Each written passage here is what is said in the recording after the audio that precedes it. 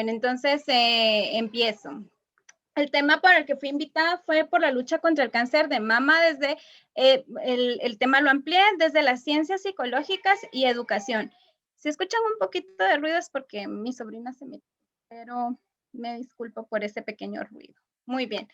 Este es un tema que para mí es muy importante, es un tema al cual he dedicado más de 15 años aquí en Guatemala y he tenido la oportunidad y tuve la oportunidad de poderme hacer alianzas, de poder conocer organizaciones como la RELPO, que es la Red Latinoamericana de Psico-Oncología, y principalmente en esta lucha se unió la Universidad del Paciente y la Familia, que ha sido una piedra angular para todo lo que implica desde políticas públicas y gestión. Entonces, para mí sí es un honor poder pertenecer hoy por hoy a esta universidad, a este equipo, lo cual nos ha permitido poder llevar este tema de la lucha contra el cáncer a nivel no solo de Guatemala, sino que también latinoamericano. Bien, solo la voy a poner en... Ahí creo que nos vemos mejor, ¿verdad? Muy bien, ¿qué es cáncer? Vamos a empezar definiendo qué es cáncer de mama. En la mayoría de países de vías de desarrollo es el segundo más frecuente. El primero es el cáncer cérvico-uterino.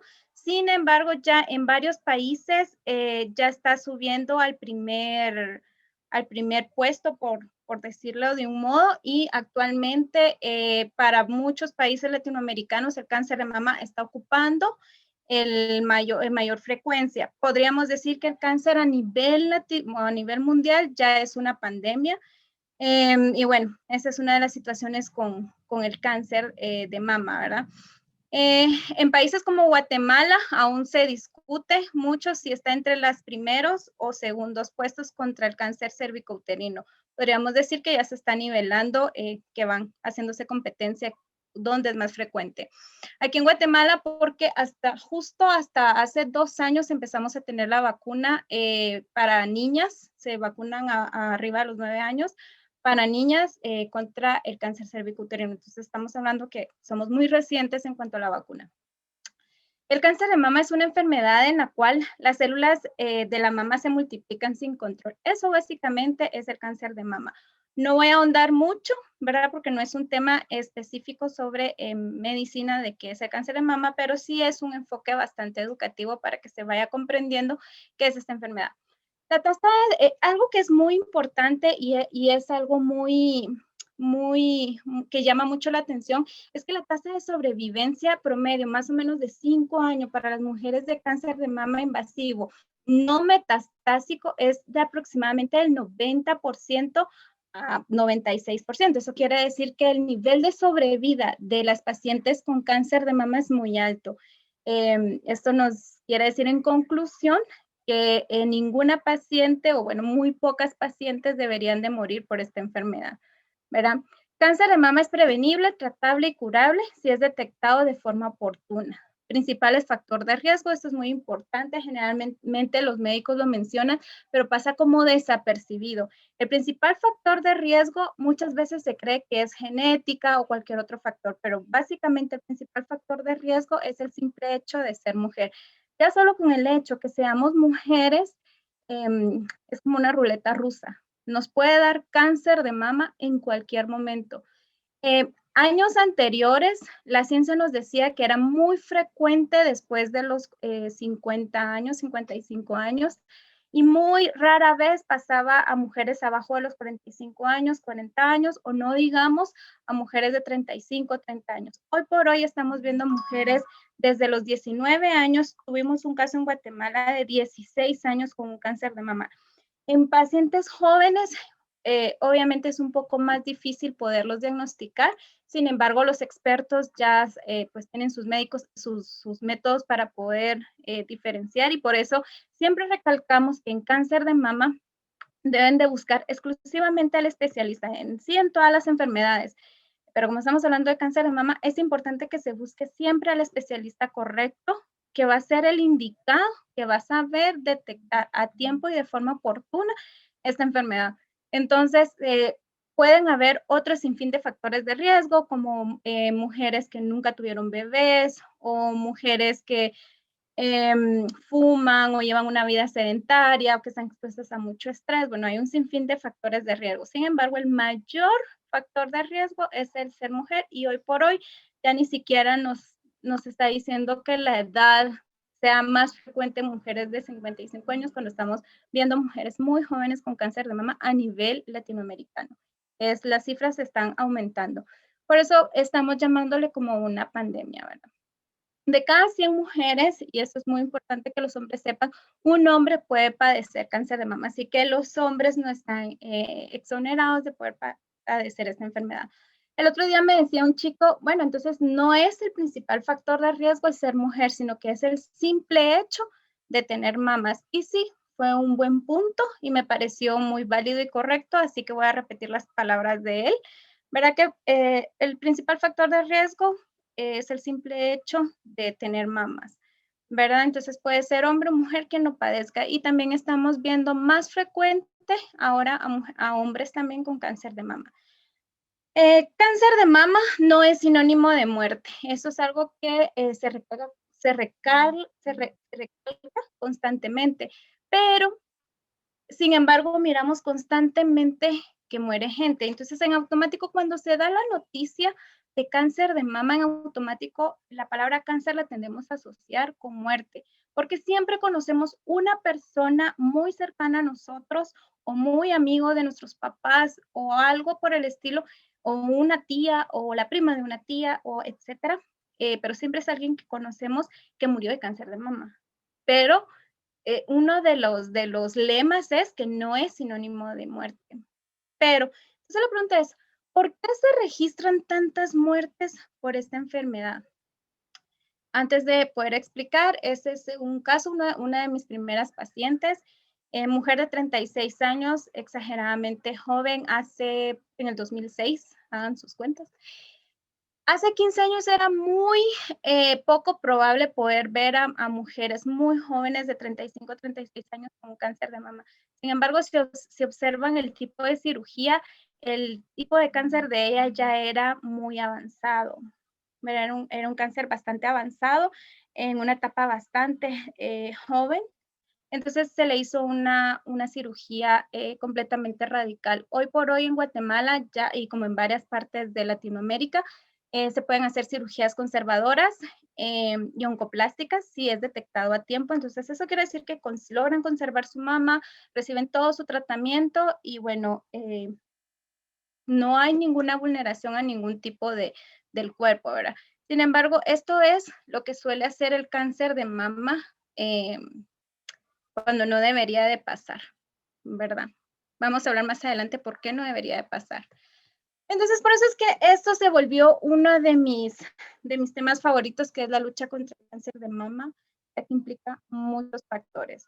Esta es una mujer también muy joven, 38 años de edad, una de las últimas pacientes que tuvimos esta semana, murió el martes. Esto es cáncer de mama avanzado, cuando se pudo haber evitado, se pudo haber tratado a tiempo.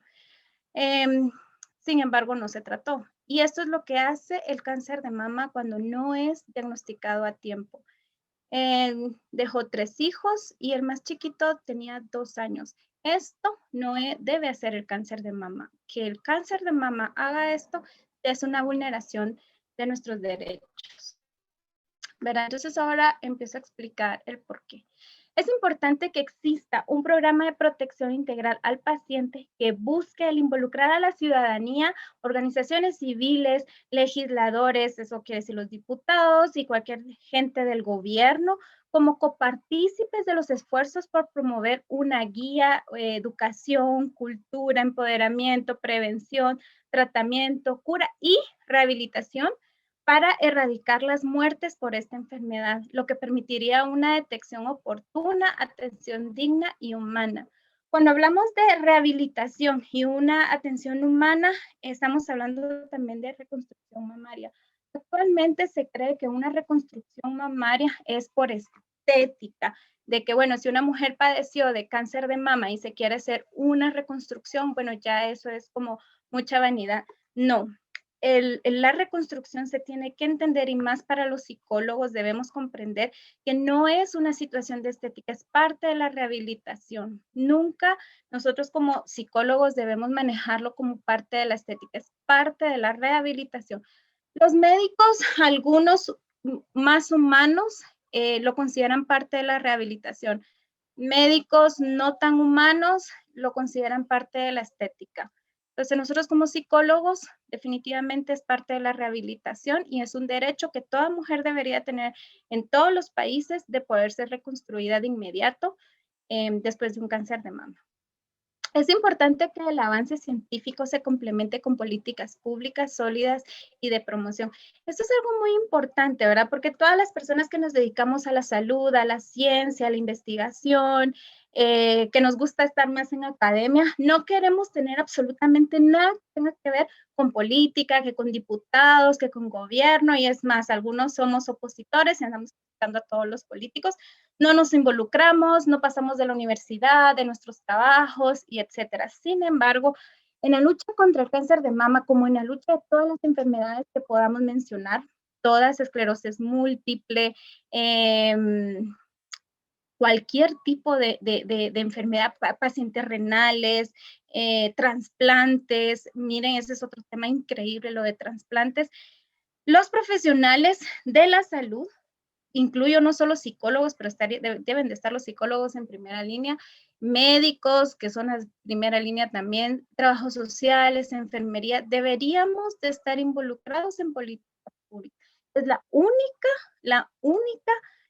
forma de poder transformar los sistemas de salud. ¿Por qué? Porque les hemos dejado el derecho a los diputados o cualquier ente del gobierno que no sabe sobre esta temática, ¿verdad? O sea, cree imaginar qué pudiera ser, pero generalmente toda la gente que se maneja en el gobierno y en los políticos, pues obviamente no tienen el conocimiento de los profesionales que hemos pasado por todo eso. Entonces, las personas idóneas para manejar políticas públicas de un país siempre van a ser los mismos profesionales. Por eso se hace un llamado, se empiecen a involucrar, no en ser partidistas.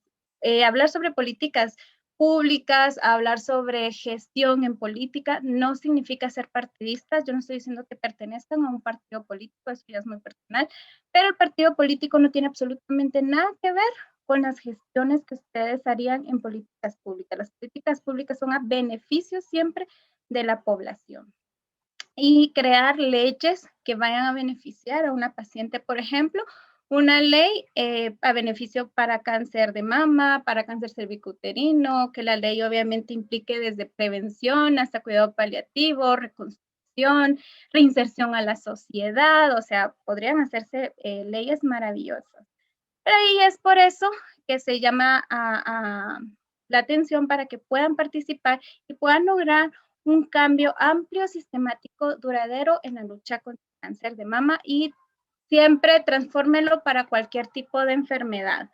Cualquier tipo de enfermedad que realmente muchos hacen estragos en las vidas, o muchas enfermedades son, no se van a curar nunca. La ventaja del cáncer de mama es que se cura, ¿verdad? Puede ser curable, entonces es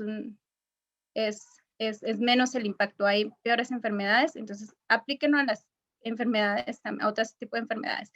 ¿Cuál sería en este caso el rol del psicólogo? Que es que la mayoría de aquí son psicólogos y dirían, bueno, sí, quisiera empezar a participar, pero ¿cuál sería mi rol específicamente?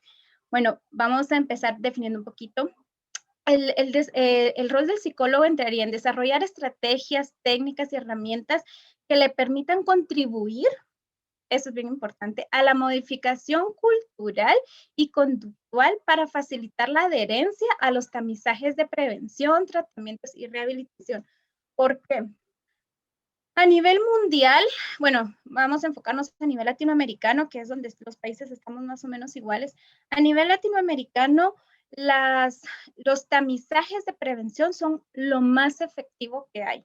¿Verdad? Si todos siguiéramos al pie de la línea todos los tamizajes de prevención, no habría, casi que no habría ni una sola muerte por esto. Pero los tamizajes no es que sirvan, que no sirvan, sino que lo que no hay es una cultura de prevención, no hay procesos conductuales que nos hagan querer ser preventivos.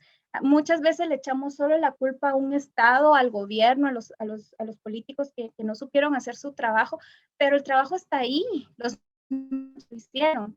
Nuestro trabajo como psicólogos es poder incidir, poder permear las mentes de nuestra población y poder hacer ese cambio cultural donde pueda la gente adherirse a este tipo de tratamientos de tamizaje que es preventivo. Entonces, si se dan cuenta, tenemos mucho trabajo por hacer a nivel latinoamericano y a nivel, esto más que todo sería para psicología social, es un tema bien bonito, lo que es la pura psicología social que trabaja con comunidades, también sería un tema que los trabajadores sociales podrían abarcar así en un tema extenso, que básicamente recaería en la responsabilidad de psicólogos sociales y trabajadores sociales y auxiliares de enfermería que están en campo, ¿verdad? De poder hacer este trabajo de pura transformación cultural y conductual. La Organización Mundial de la Salud, la OMS, define 3 niveles de prevención como objetivo de la medicina y trabajo, que es la prevención primaria, la prevención secundaria y la prevención terciaria, que suponen técnicas y objetivos diferentes al unir criterios del conjunto salud-enfermedad según sea el estado de la salud del individuo, grupo o comunidad a las que esté dirigida. Existen, bueno, los 3 niveles de prevención. La primaria es, evita la adquisición de la enfermedad pues, en cáncer de mama como en otros tipos de cánceres como también cervicuterino y otros tipos de enfermedades, ¿verdad? Pueden ser modificables las formas de prevención, ¿verdad? Tiene mucho que ver con la alimentación y bueno, y cuidarse todo, no llevar una vida sedentaria. Entonces hay muchos temas modificables que son de salud y alimentación que muy bien se podría prevenir una enfermedad como presión arterial, ¿verdad? O sea, hay muchas enfermedades que sí pueden ser completamente prevenibles. A eso se refiere todo el primer nivel de salud, de prevención. La prevención secundaria va encaminada a detectar la enfermedad en estadios precoces, ¿verdad? Cuando ya estamos detectando la enfermedad, sí, ya está enfermedad, pero en una fase muy temprana. En cáncer de mama hablaríamos cuando aún podemos hacer una cirugía, se puede hacer una cirugía conservadora, la paciente conserva su mama y nos miramos pacientes como las que les enseñé. ¿Por qué les puse estas 2 fotos? Porque para quienes les gusta la psicología clínica y más para los que se van a afrontar o les gusta la temática de psico-oncología, estos casos que yo les mostré son los menos impactantes, por decirlo así. Uno de mis primeros casos, que fue por la cual yo entré a este tema, nos llevó una paciente a la emergencia del hospital donde yo trabajo, iba engusanada.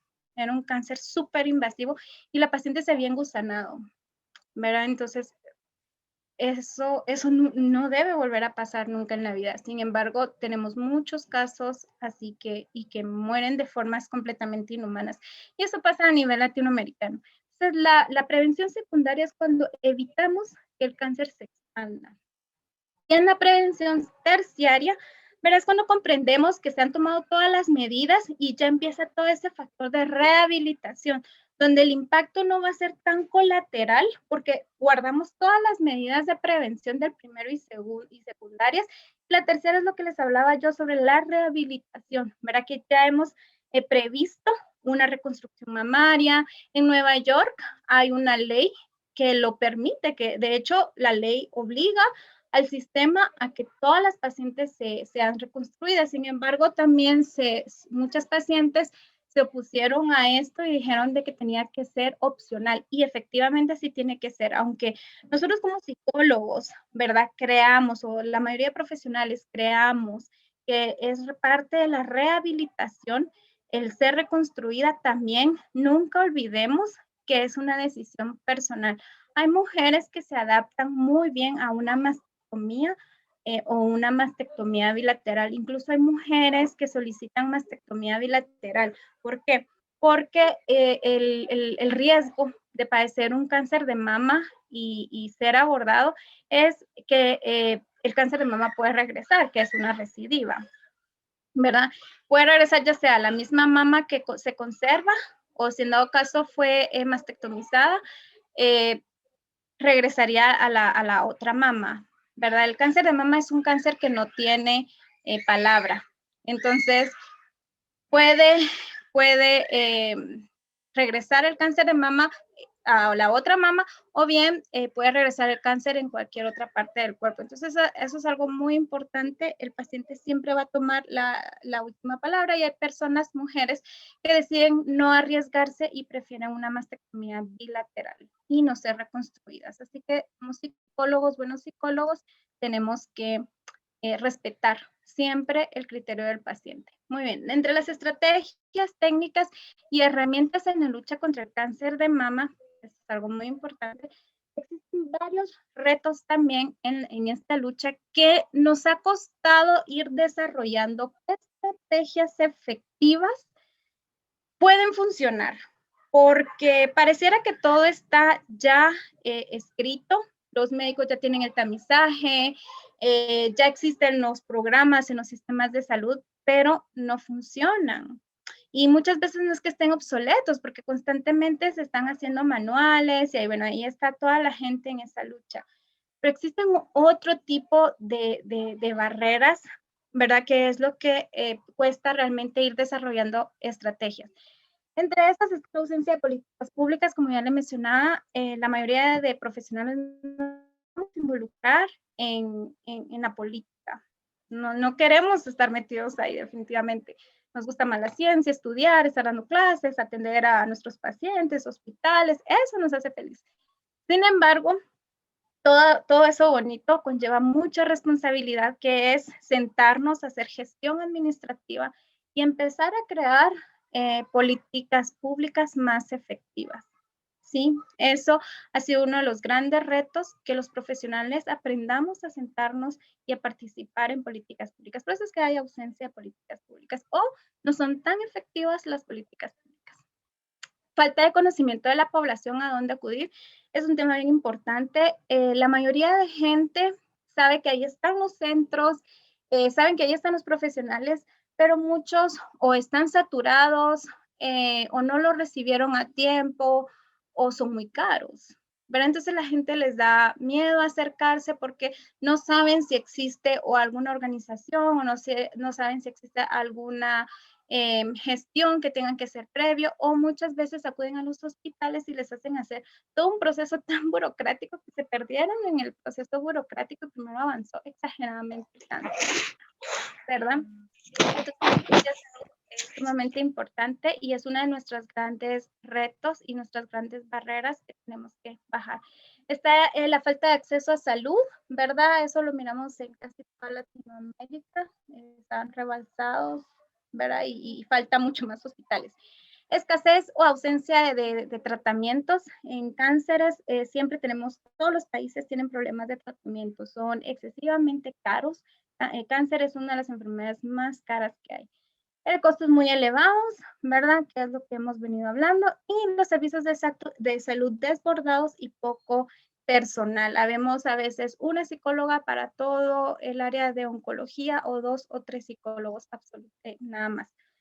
Entre las estrategias que se han descubierto y son básicamente nuevas, pero estamos hablando que más o menos, pero son muy poco conocidas o no conocidas, y muy probablemente muchos aquí la van a conocer por primera vez el día de hoy. Quienes ya la conozcan pueden contribuir a dar su punto de vista, o qué es lo que han aprendido, o qué es lo que saben sobre estos temas. Advocacy, la alfabetización sanitaria y empoderamiento de las pacientes, de la familia, del personal de salud, que viene a ser importante. La alfabetización sanitaria ya la empieza a mencionar desde algunos años la Organización Mundial de la Salud, las organizaciones de cáncer, que es la piedra angular para la educación y prevención, ¿verdad? Y la navegación. La navegación es como ese motorcito que aprende a guiar al paciente a dónde acudir, si no tiene dinero, gestiona para que no sea problema el dinero, porque cuando se unen todos estos 4 o 5 elementos que existen, 4 o 5 estrategias que existen, va a crear que el paciente pueda ser abordado de formas bien oportunas. no solo porque va a educar al paciente, sino que también lo va a empoderar, le va a enseñar y va a encontrar las estrategias correctas para que no haya un impacto económico donde lo que más le asuste sea su bolsillo. Muchos han tenido que vender desde sus casas, se meten a préstamos, deudas increíbles. Entonces la gente por eso tiene miedo o no sabe qué hacer. La Universidad del Paciente y la Familia, como les decía, es una de las organizaciones, es una de las universidades que ha estado promoviendo estas estrategias a nivel latinoamericano. La directora pues se formó en Estados Unidos, en Italia, y son temas que se empezaron a manejar en países de primer mundo. Hoy por hoy ya se está trayendo por medio de ella a nivel latinoamericano. Tengo entendido que hay otras organizaciones que también lo están manejando, pero básicamente fue por medio de la Universidad del Paciente y Familia que pudimos hacer todo este contacto, todas estas estrategias que se han podido ir implementando en los países para que esto pueda ser viable. Es una línea con 5 estrategias, ¿verdad? Que era lo que les decía, que está el programa del paciente experto, le enseña al paciente cuál es su tipo de enfermedad, a empoderarse básicamente de su enfermedad y qué hacer durante su enfermedad. El advocacy, que es todo lo de políticas públicas, que desde el paciente, ya no solo el profesional, porque a veces nos recarga mucho trabajo con eso, pero también tienen que participar el paciente y todos los profesionales de salud o cualquier profesional como abogados, pueden haber hasta arquitectos, ingenieros, cualquier persona que quiera sumarse a esta lucha de poder transformar un sistema de salud que creo que sería de todo un pueblo de los países para poder transformar esto. La experiencia al enfermar, el empoderamiento del paciente, la humanización de la salud y principalmente, que es algo muy importante, que es todo el apoyo a la familia y cuidadores de los pacientes. Ese es un tema sumamente importante, ya que son la piedra angular para la recuperación del paciente. Bueno, entre las estrategias están hacer estudios que también inciden en políticas públicas, hacer manuales y enseñarle a todo un sistema a cómo ser más efectivos y eficaces. Entre los beneficios que por implementar estas estrategias está el ahorro a los sistemas de salud pública. Entre más prevención y entre más se fortalezca toda el área de prevención en los 3 niveles que vimos, va a generar un ahorro increíble a los sistemas de salud. Entonces es un tema que le debería interesar a todos los presidentes de Latinoamérica. Mejora la sobrevida de las personas y algo que es bien interesante es que es medible, ¿verdad? Entonces cada país o cada institución muy bien pudiera tener los efectos que puede estar causando en su institución y cada día irlos fortaleciendo más.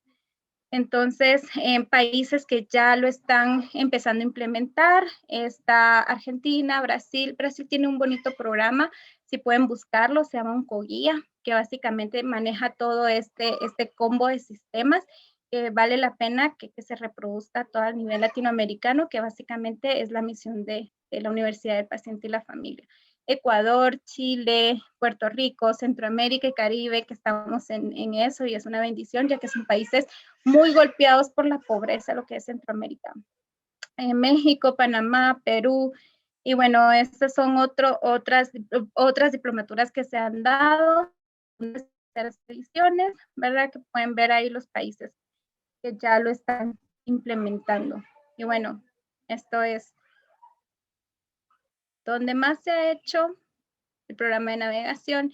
Y bueno, nuestra directora, que es Emilia Ricci, que es la directora de la fundación de la organización, que es la que lo trajo básicamente a Latinoamérica con todo un equipo de expertos. Entonces, ha sido de mucho beneficio para nuestros países donde más golpeada la necesidad económica hay. Así que eso básicamente les traigo sobre la lucha. Hay estrategias, no se desanimen, no estamos solos. Y eso, básicamente, no sé, ¿tienen dudas, preguntas?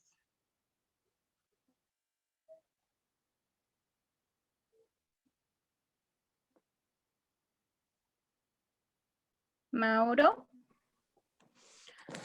Hola, algunas preguntas que estoy leyendo en el chat. Dice, ¿cuál es la diferencia a nivel psicológico de las que se colocan los implantes y las que no? Si es voluntariamente, digamos, los ejemplos que ponía, ¿verdad? Si es voluntariamente que se decidió no hacerse la reconstrucción mamaria, pues ninguna, porque lo que se está cuidando es su autoestima, su impacto colateral, y hay muchas personas que decidieron definitivamente no hacerse la reconstrucción porque se sienten así, se sienten más cómodas, usan su prótesis, todo está bien, ninguna. Ahora, para las mujeres que no tienen opción y son mujeres jóvenes, tenemos que hacer una diferencia. No es lo mismo un cáncer de mama arriba de 55 años que un cáncer de mama abajo de 40 años, y más si es una chica de 25 años que no está casada, no tiene hijos, porque muy probablemente va a crear una infertilidad, ¿verdad? Y más la amputación de su mama o ambas mamas. Generalmente el cáncer de mama es más agresivo en mujer joven, muy agresivo. Entonces va a sufrir mucho más. Entonces el impacto emocional es diferente. Hay cierto tipo de nivelación. Recuérdense que cualquier prótesis, si se pierde una pierna, no es lo mismo que se pierde una pierna y no pueda caminar bien a que tenga una prótesis. Claro que nunca va a ser lo mismo, pero le da ese soporte. Igual es con la reconstrucción mamaria. No va a ser lo mismo, no va a haber sensibilidad en la mama, pero sí le va a crear esa estabilidad en su autoestima, en su autoimagen. Recuerden que a la hora de una amputación mamaria, lo que se ataca es básicamente la autoestima de la mujer, ya que están bien identificados que nos identifica como mujeres las mamas. Y siempre están ahí todas las mujeres pendientes, son grandes, pequeñas. Ahora imagínense ya perderlas. O sea, es un impacto muy fuerte, pero depende mucho de la resiliencia, ¿verdad? Son procesos bien fuertes sobre la resiliencia, que tiene mucho que ver la autoestima de la persona y cómo lo está procesando, y dividir. No es lo mismo cáncer en mujer joven que cáncer en mujeres arriba de los 55 años.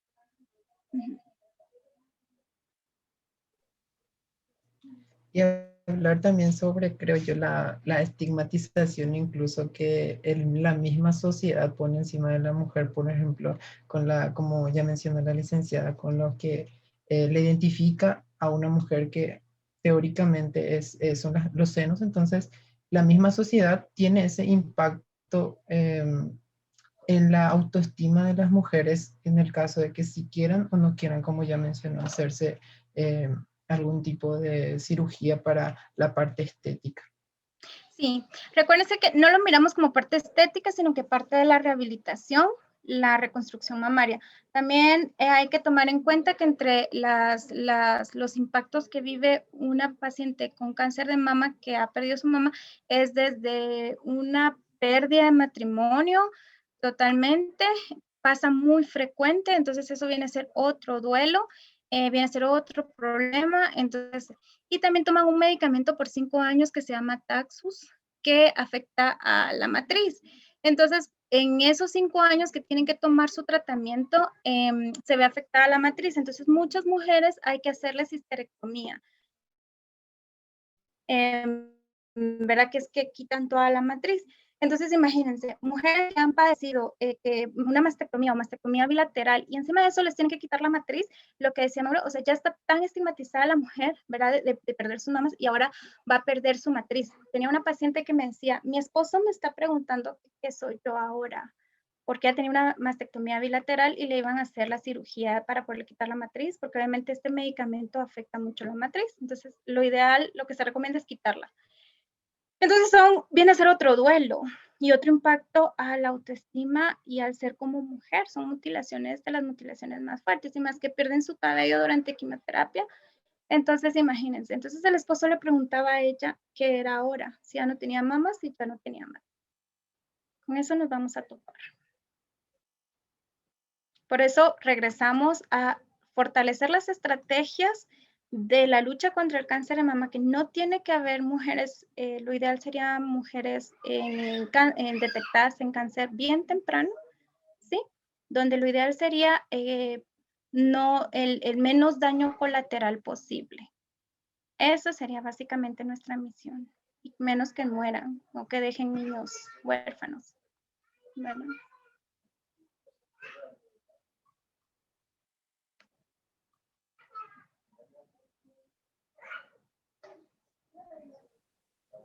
Acá en el chat dice, si bien es cierto que como rehabilitación es necesario llegar a un implante mamario, es también real que es difícil llegar a eso. Muchas veces se lo ve como un aspecto estético. ¿Cómo se podría lograr trabajar en el caso de que no se logre llegar al implante mamario? Recuérdese que para eso están la importancia de poderse especializar. Los psicólogos, como los médicos y como los enfermeros y como todos, no somos todólogos, ¿verdad? Hay una especialización que es lo que la Red Latinoamericana de Psico-Oncología está promoviendo y otras redes de psico-oncología están promoviendo, que es la psico-oncología, ¿verdad? Es una especialidad de los psicólogos que nos especializamos en las áreas oncológicas. Entonces son procesos que la mayoría de Latinoamérica tuvimos que implementar, por eso era de que nos aislamos un poco de lo mundial, porque en los países del primer mundo se tiene esos beneficios, en los países latinoamericanos la mayoría no. En Guatemala, como casi que toda Centroamérica y varios países de Sudamérica, les aseguro que una reconstrucción mamaria es muy cara. Se lo hará un porcentaje muy pequeño. Entonces nosotros nos topamos con la mayoría que no se van a hacer una reconstrucción mamaria. Se trabaja mucho desde la autoestima e imagen corporal, la reinserción a la sociedad y fortalecer mucho el hecho de que no te caracteriza como mujer, tus mamas, claro, pero te impacta tu autoestima. Y es una reconstrucción total de la autoestima. Yo siempre lo he asimilado mucho como una violación sexual, que cuando trabajas eso, tienes que reconstruir nuevamente toda la autoestima de la mujer por todo lo que se vivió. Es igual en un cáncer de mama. Tienes que empezar a trabajar desde la autoestima, ¿verdad? Imagen corporal, y son varios procesos terapéuticos para las mujeres menos resilientes. Generalmente nos llevamos más tiempo en mujer joven. La mujer arriba de 55 años o más las que ya están un poco más grandes, digamos 65, 70 años, sí hay mujeres que les ha afectado y trabajamos el mismo programa que trabajaríamos con una mujer joven, pero agarran un tipo de resiliencia, porque incluso las mismas mujeres te dicen, ya cumplió mi misión, ¿verdad? De tener una mamá y ahora estoy feliz de tener una segunda oportunidad de vida y ver a mis nietos. Y ellas mismas desarrollan esa resiliencia. También tenemos que apostarle mucho a la resiliencia. Nosotros como psicólogos estamos más tirados a la resiliencia y a la capacidad que podemos tener de desarrollar esa adaptación a ese nuevo estilo de vida que medicamentos. Yo no recomiendo para nada medicar a una paciente que vaya a entrar en una tristeza profunda por una mastectomía. Obviamente hay una gran razón para estar muy triste, pero el medicamento nunca le va a quitar ese dolor. Tiene que desarrollar la resiliencia. El proceso es largo y por eso no podemos ser 2, 3 psicólogos en toda una población de un hospital donde hay un montón de pacientes. Tendría que ser procesos más personalizados, pero trabajas básicamente esos puntos: la resiliencia, de la imagen corporal, autoestima, sí, asociado a otros problemas que pueda estar teniendo. Sexualidad es un tema bien bonito. Eso está para otro webinar, de hablar sobre la sexualidad después del cáncer de mama. Es un tema maravilloso, maravilloso. De hecho, Gladys lo maneja muy bien. Gladys de Paraguay. Sí, es experta. Acá dice, tengo un familiar con cáncer de mamas, tiene 39 años. Hace un mes tuvo una cirugía y le extirparon un seno. ¿Cómo acompañarla en este proceso? Dice. Empatía, respetar su silencio, recomendarle una profesional experta en el tema, buscarla, ¿verdad? Pero la familia juega un rol importante, somos la piedra angular de la recuperación del paciente. Siempre vamos a hacer, si se dan cuenta, entre las estrategias que les hablaba, hay una línea de pura empoderación de la familia, que es la familiar o el cuidador. Hay personas que no tienen familia, Entonces siempre hay un vecino o alguien que se encarga, o una amiga y dice, ¿qué puedo hacer por ella? Empatía, respetar el silencio. Si ella no quiere hablar, que no hable. Si quiere llorar, llorar, llorar. 39 años es muy joven, tenemos la misma edad. Es muy duro, ¿verdad? Que te digan a esta edad tan joven que te quitaron tu mamá. Entonces, empatía si ella quiere llorar. Nunca, algo que es bueno recalcar como psicólogos, no censuremos a nuestras pacientes a que no lloren, o las familias generalmente juegan el rol, ¿verdad? De decirle, no, no llores, tenés que ser fuerte, tenés que ser bien positiva, mira. No le digan esas cosas a un paciente. Bueno, los psicólogos sabemos que no lo decimos, pero la familia, los amigos, no le digan eso a una paciente. Nadie que recibe una noticia tan fuerte, tan triste, va a querer ser positivo. Ni siquiera podés, menos en una quimioterapia, no puede ser positivo. Le ayudas con su resiliencia, ¿sí? Entonces, por eso es mucha empatía, ayudarla con la autocompasión, ¿verdad? Obviamente está pasando por un proceso bien fuerte. No decirle no lloré, sé positiva, no es llorar, aquí estoy contigo. ¿Quieres hablar del tema? Si quiere, bueno, la escuchas. No vas a tener nunca palabras que decirle, porque no hay. Hasta los psicólogos nos cuestan los procesos, pero sí tu compañía va a ser eficiente, ¿verdad? Escuchar. Una escucha activa, diríamos los psicólogos, ¿verdad? Sí. Un comentario también de aporte que dan, que dice qué importante que es para los profesionales que trabajen con la familia también, no solo con la paciente, así tienen tantos duelos como sumar un divorcio. Totalmente. La familia viene a ser la piedra angular, por lo mismo que somos muy poco personal. Si empoderamos a la familia, tenemos el 80% ganado allí. Sí, la familia es la piedra angular de la recuperación de la paciente. Siempre digo lo mismo, mi jefe también lo dice y otros oncólogos lo he escuchado que lo dicen también. El trabajo de todos los profesionales de la salud, incluyendo a los médicos, es mucho de un 90% que hace el médico. Perdón, el 10% que hacemos todo el equipo de salud. Solo podemos dar un granito de arena, el médico cirujano opera, el oncólogo pues solo pone la quimio y ya, y el radiólogo solo pone la radioterapia y ya. Y nosotros los psicólogos hacemos nuestro trabajo y ya. Pero el 90% de recuperación de la paciente depende de ella misma. Y eso es lo más doloroso, porque a veces dicen las pacientes, yo ya no tengo fuerza, no puedo. No me dé esa responsabilidad porque no puedo. Pero ahí es donde está el trabajo de todo un equipo, de decirle no estás sola, está el trabajo de la familia, decir aquí estamos contigo, vamos a ser comprensivos, vamos a ser empáticos. Siempre es un problema con las familias porque todas las familias tienen problemas, no hay ninguna familia perfecta, pero una familia empoderada hace la diferencia. Aunque sea disfuncional o que sea, créanme, una familia empoderada hace la diferencia. Por eso es importante recordar las estrategias y herramientas de una transformación de salud en todos los aspectos, desde las políticas públicas. Escuela para pacientes es algo que se ha estado implementando en otros países y es el objetivo que tenemos a nivel latinoamericano. La escuela para pacientes, eso es fabuloso, eso permite a los cuidadores, a las familias, el mismo paciente, a poderse empoderar.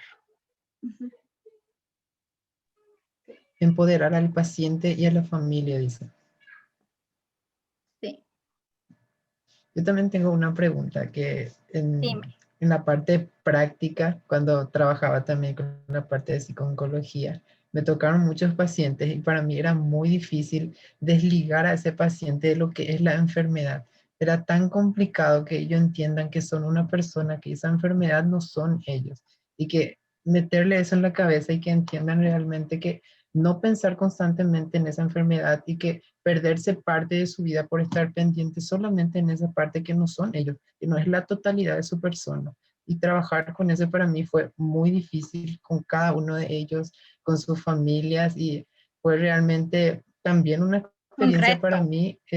Sí, totalmente, porque como decías, trabajar con esa familia también, con trabajar con esa persona en particular que no quería, por ejemplo, compartir con su familia porque tenía una alimentación diferente, incluso eso le llegaba a a ser muy difícil porque su familia, en el momento en el que ellos se juntaban para compartir, ella tenía una comida diferente porque por la enfermedad misma ella tenía que cuidarse, entonces eso mismo a ella le costaba y se alejaba. Entonces trabajar eso era muy difícil, trabajar el que ella no piense en eso, sino en el momento en el que, de hecho, estar con su familia ya es una terapia, es una red de apoyo para ella. Y si ella misma se alejaba de eso por un simple hecho que era la comida, que para ella era muy importante, era muy complicado también trabajar todo ese contexto en sí en el que vive la persona. Completamente. Pues sí, algo que es importante es, todos los casos de cáncer de mama son personalizados. Los cánceres de mama no se trabajan igual todos, desde el área médica ni desde el área psicológica. Todos son personalizados. ¿Por qué? Porque hay millones de diferencias de cáncer. Algo que he escuchado mucho de los médicos es, el cáncer que tú tenés tiene tu nombre. Sí, eso es así. Todos los cánceres son diferentes, entonces ningún paciente debe de compararse con otro paciente que tuvo el mismo cáncer y le pasó esto, no. Lo que dice Mauro es así, el cáncer de mama para tu vida, pero no para la vida. En ese momento te estanca, pero la vida continúa. Y entre más estancado esté una paciente, el efecto colateral es peor. Las pacientes, las personas que sufren esta enfermedad tienen que avanzar junto con la vida. La enfermedad se va quedando atrás. Si se someten a una cirugía, tienen que comprender que en ese momento están quitando el cáncer.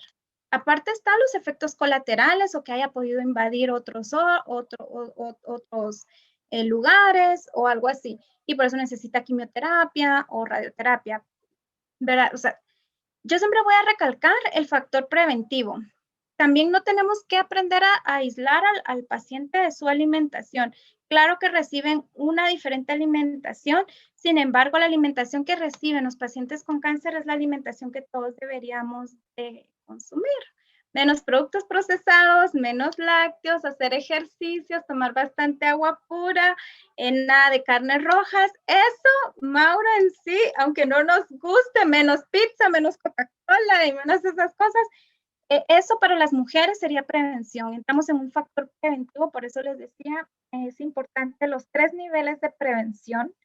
¿Por qué? Porque las mujeres no deberíamos de estar de ñoñas comiendo pizzas, donas, Coca-Colas y decir, bueno, no engordamos. No. De hecho, la lonjita que desarrollamos las mujeres en el abdomen es un promotor de cáncer de mama. Entonces no lo tendríamos que ver como estético y regresamos a lo de estética, el ser planitas del estómago, sino que es un factor de prevención contra el cáncer de mama. ¿Saben? Pregúntenle a su médico, van a ver, van a dar la razón. Entonces es un tipo de alimentación que toda la familia debería seguir y más si ha sido por genética el cáncer de mama, porque entonces están más expuestos las demás mujeres de la familia. Entonces eso es algo que ayuda porque ya cuando toda la familia lo comprende y en sí todas las mujeres lo llegaríamos a comprender el factor preventivo, entonces vamos a empezar a comer o empezamos a comer bien, ¿verdad? Sí. Otra pregunta también que también es particular, ¿cómo trabajar la recidiva en el caso de que ya, por ejemplo, tuvo una extirpación de seno y la enfermedad vuelve de nuevo? Sí, el último caso justo lo tuve de una chica de 32 años, mastectomía radical, empieza quimio, terminando su último día de la radioterapia, llega a consulta y el radiooncólogo le manda a hacer otro examen porque nota algo raro en ella, la manda con el cirujano le manda a hacer exámenes, tenía cáncer de mama en la otra mama. Volver a entrar a cirugía y empezar otro ciclo. Ella no empezó con cáncer de mama bilateral, ella solo tenía de un lado. El cáncer de mama es algo que hay que explicarle al paciente paulatinamente, porque si le damos toda la información al inicio, lo que ya está comprobado es que desde que se le da la noticia al paciente, solo se le dice al paciente que tiene cáncer, el paciente completamente ya no escucha otra cosa. Entonces no podemos saturar al paciente de información, pero durante todo el proceso, durante todo el proceso, se le va explicando que el cáncer de mama no tiene palabra. El cáncer de mama es traicionero. Puede regresar en cualquier momento, pero no se los decís tan fríamente. A la familia le podés decir, porque la familia obviamente pues no son los pacientes, no son los que están sufriendo. Pero el paciente se lo va diciendo poco a poco, porque tampoco puedes sugestionar al paciente que lo va a tener, pero sí hay que hablarle de los riesgos que hay. Por eso es importante implementar las estrategias de las cuales le hablaba desde la escuela para pacientes, grupos terapéuticos de pacientes. Los grupos de pacientes terapéuticos son fantásticos porque ellas, también todo el grupo te da el soporte que nosotros a veces como psicólogos no hay, porque no hay estrategias sumamente efectivas que te ayuden con todos los pacientes, recordando que todos los pacientes son diferentes. Pero lo vas diciendo desde el momento, desde el día 1 del diagnóstico, abordas a tu paciente y le vas hablando paulatinamente y que vaya procesando lo que llamamos alfabetización sanitaria. Vas educando al paciente y empoderando al paciente sobre su enfermedad y haciéndole conciencia por qué debe comer bien. Pero, o sea, el objetivo de tu alimentación diferente, el objetivo que empeces a hacer ahora ejercicios, el objetivo de que disminuyas tu estrés tiene un porqué, porque el cáncer de mama no tiene palabra y puede regresar. Pero entonces tienes que estar preparada. No es lo mismo, miren esto, no es lo mismo una paciente, una mujer que no se cuidó, que tiene malos estilos de vida, que se detectó tardíamente, y uno dice, bueno, si me va a dar cáncer de mama, entonces da igual que me cuide. No. A que una mujer que tiene un buen estilo de vida, que digamos que hasta es vegetariana, súper deportista, le detectan un cáncer de mama y tiene mucho mayor cuidado de su salud, el ejemplo es el siguiente. No es lo mismo que vayas a 120 en tu carro sin cinturón y te estrelles, a que vayas a 20 y con cinturón y choques. No es lo mismo, esa es la diferencia. Entre más cuidado estés en tu prevención, ¿sí? Entonces, con una recidiva, como ya empezaste a preparar a tu paciente, ya va a ser más cautela en la segunda y posiblemente la segunda vez no sea tanto el impacto. Incluso podrían hacerle una cirugía conservadora, ¿verdad? O si ella quiere mejor amputación de ambas, pues sí, de repente ya no tiene que pasar todo el proceso de quimio y radio, ¿verdad? Entonces hay opciones que pueden venir a minimizar el impacto colateral, pero que va a ser duro, totalmente va a ser duro, pero empezás a preparar y esa es la misión del psicólogo, que se especializa en todas estas áreas, de empezar a preparar al paciente. Por eso es un trabajo muy grande y tienen que haber más psicólogos. Un trabajo multidisciplinario también junto con los médicos, porque a veces la forma en la que los médicos le dicen a los pacientes puede llegar a ser muy fría, muy fuerte para muchos. Porque tuve también contacto con personas que no dejaba de pensar en otra cosa que en la forma en la que le dijo el médico que tenía esta enfermedad y era un choque emocional para ella que fue bastante intenso y que tuvimos que trabajar muchísimo con ella eso porque era muy fuerte la forma en la que le dijo, como ya mencioné, muy fría o sin ese tacto, vamos a decirle, humano que todas personas necesitamos y que cuesta muchísimo también llegar a ese punto en el que los médicos mismos no tienen más ese tacto en decirle a una persona algo tan delicado como es en este caso el cáncer. Totalmente. La forma que el médico da la noticia va a determinar la resiliencia del paciente, generalmente. Por eso los grupos multidisciplinarios son importantes y que esté de inmediato una psicóloga. Es sumamente afortunado el psicólogo, psicooncólogo, que trabaje con un médico empático. La mayoría de oncólogos son fríos y no puedes venir tú como psicóloga a decirle al oncólogo que cambie su modo de ser, o sea, olvídate, mañana ya no estás contratada en ese lugar, ya te sacaron o te volviste su enemigo, o sea, jamás podés decirle a un oncólogo, mire, no le hablas así a los pacientes, no podés, definitivamente no. Entonces se vuelve un reto, ¿verdad? Hay oncólogos, yo no sé cómo será en Paraguay, pero si no hubiera más psicooncólogos, pero aquí hay oncólogos en Guatemala que no les interesa trabajar con psicólogos. Y ellos tampoco son empáticos, ellos ya están acostumbrados que desde su línea Les dicen, mira, tenés cáncer, si está avanzado una vez se lo dicen y bueno, ni siquiera hay tacto. Y la paciente se quedó ahí traumada. Cómo se dice la noticia determina mucho la resiliencia de la paciente, eso está comprobadísimo al 100%, pero ¿cómo le haces entender a un oncólogo que es casi imposible decirle cuando son los dioses que no le hablas a un paciente? Regreso a las estrategias que hemos hablado. Si hoy por hoy en Argentina se están empezando ahorita a capacitar oncólogos sobre la humanización de la salud. Cuando el oncólogo baje un poquito la guardia y entienda la importancia de la humanización de la salud, las cosas van a empezar a cambiar. Pero eso es un trabajo de hormiga e ir buscando nuevas estrategias, tanto para los psicólogos, enfermería, médicos, las redes, ¿verdad? Como psico-oncología, de RELPO, cuidado paliativo, la red de cuidado paliativo, son fundamentales para que esas transformaciones se den. ¿Verdad? Sí. Solos no podemos como psicólogos decirle a un oncólogo, imagínense, prueben mañana y me cuentan. ¿Verdad? Dicen también a propósito con respecto a eso, ¿cómo logramos manejar el burnout, ya sea atendiendo a los pacientes, empoderando a los especialistas? Perdón, no te entendí, no te oí la pregunta al inicio.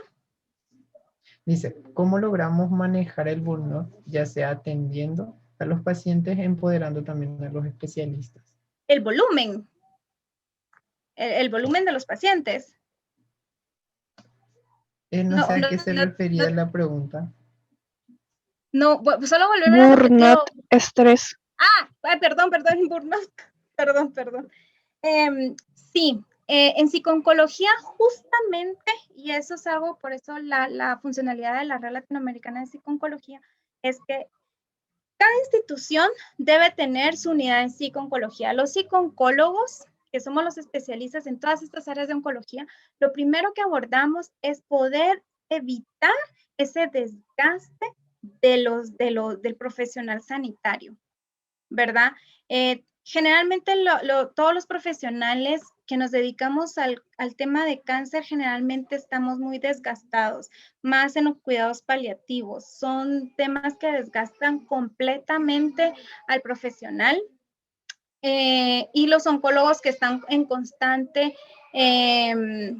están dando constantemente las noticias, constantemente están con mucho también volumen de paciente, ¿verdad? O sea, en los hospitales estatales te topas con una gran fila que no acaba y tenés menos de 10 minutos para estarle atendiendo a una paciente.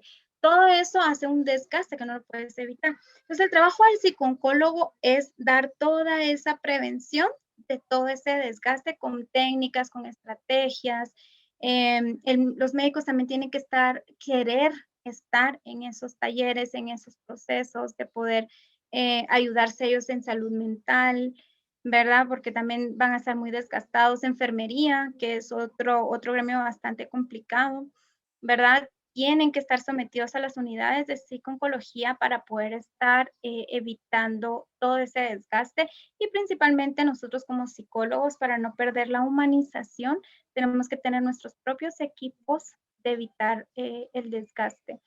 Son temas, cuando hablamos de la pura psico-oncología, ¿verdad? Hablar de la pura psico-oncología, que valdría la pena un webinar, ahí Mauro, cuando hablamos de la pura psico-oncología y sus funciones, básicamente es esa, desde la prevención de cuidar un desgaste a nuestro personal y estamos detrás de ellos cuidándolos, pero es bien difícil con el volumen que había entendido yo al inicio, con el volumen de pacientes que nos topamos en lo estatal. En lo privado es más fácil porque el volumen de las pacientes es menos, ¿verdad? Aún así hay bastante gente, ¿verdad? Te puedes topar con mucha gente, pero sí hay proyectos muy bonitos para todo ese proceso, puramente psico-oncología. Ese sí es un tema de psico-oncología básico, pero de entre las técnicas que se recomienda está desde la relajación, que al llegar a tu casa,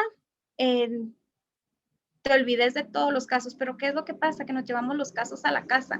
No puedes dejar los casos en el hospital o en tu clínica.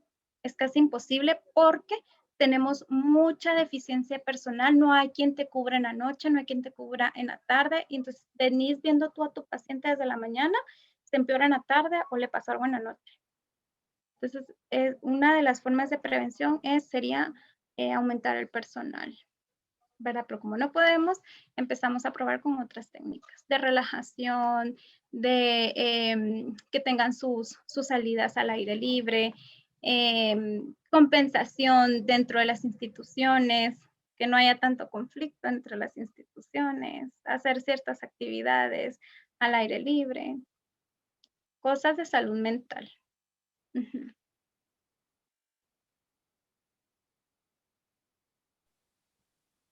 ¿Algo más? Si alguien más quiere hacer algún aporte, sin problema pueden activar sus micrófonos y hablar. No hay problema en eso.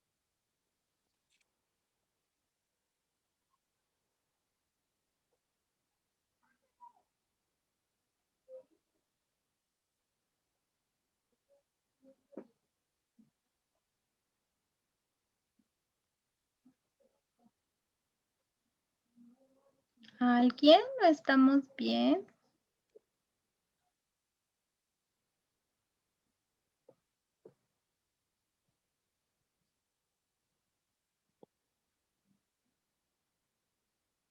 Parece que todo quedó muy claro.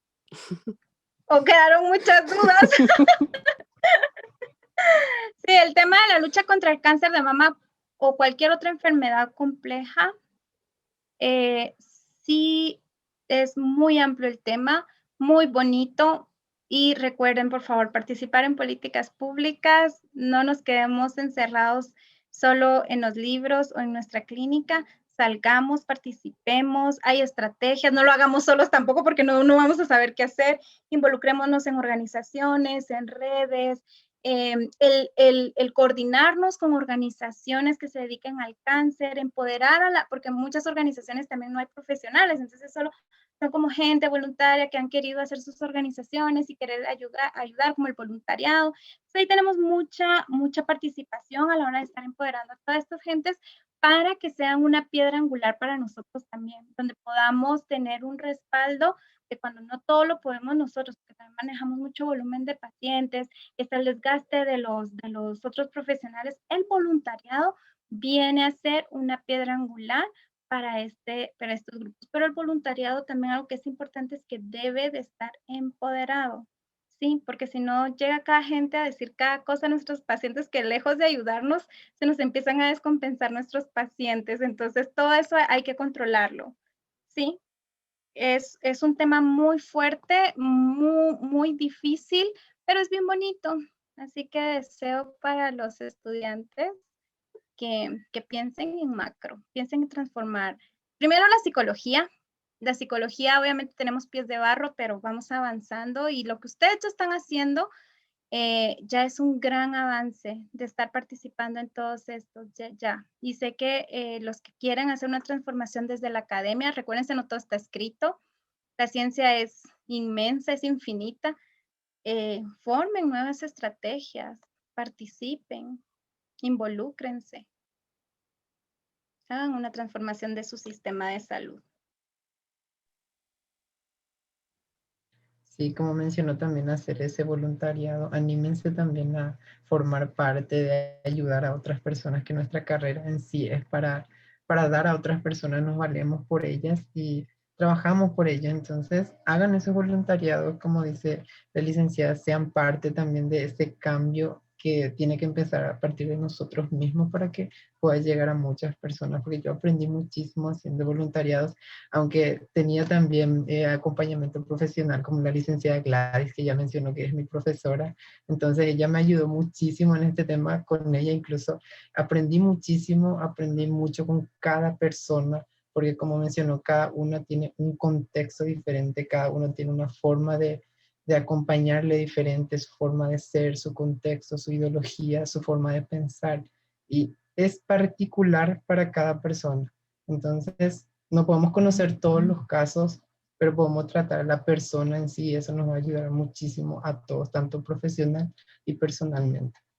Sí, totalmente. Te cambia toda la percepción de vida, todo. Un voluntariado siempre te va a cambiar toda la percepción. Y más si te dedicas a un área humanitaria, ya cuando sos profesional y tenés tu título, no lo tenés que olvidar.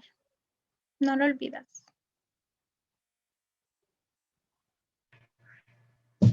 Si no hay más preguntas, entonces cerramos este espacio que para mí creo que fue bastante enriquecedor. Otra vez agradecerte por estar presente, por aceptar nuestra invitación y también a todas las personas que están presentes y que querían entender más sobre este tema, conocer más y también ser parte, como dice, de este cambio y llegar a más personas y ser también partícipes de lo que es nuestra carrera en sí, lo que es la parte humanitaria, que sería ayudar a todas las personas a las que podemos ayudar desde nuestro punto y también obviamente no olvidarnos de nosotros, hacer también terapia, trabajar también nosotros mismos porque no podemos ayudar a otras personas si nosotros estamos heridos. Entonces, Y esa es te hiere una cada analogía que paciente. sí. Sí, cada Sí, paciente te hiere. O sea, no olvidas, o sea, casi que recordás a todas tus pacientes, a todas. Y te va marcando. eso. Esa misma analogía hacía la licenciada Gladys también, el síndrome del sanador herido, que no podemos también nosotros ayudar a otras personas si nosotros mismos estamos mal. Entonces trabajar también en nosotros mismos y partir desde nuestro cambio para exteriorizarlos también y empoderar a otras personas. Así es. Ay. Mauro, siempre es un gusto comunicarme contigo y ahí estoy a la orden, en lo que necesiten. Y ya saben que Guatemala es su casa. Así que cualquier cosa que necesiten Ay, de aquí, muchísimas bienvenidos. gracias. Casa Y y todo. antes de irnos también tomamos una foto que va a ser nuestro recuerdo también de este gran webinar que tuvimos. Los que deseen pueden ir activando Y sus camaritas y si puede dejar de compartir un ratito, por favor, la Ay, pantalla para que salgan toditas las... sí, tienes razón. Yo creo que ni lo quité. Si me salgo, porque creo que voy a dar. No, creo que le estoy dando al revés. Ah, no. ¿Estoy bien? ¿Ya lo quité? No, Espérame. Ah, ya. ya está. Muchas gracias a todos. Muchas gracias, licenciada. Ay, a ustedes. Siempre es un honor aquí acompañarlos.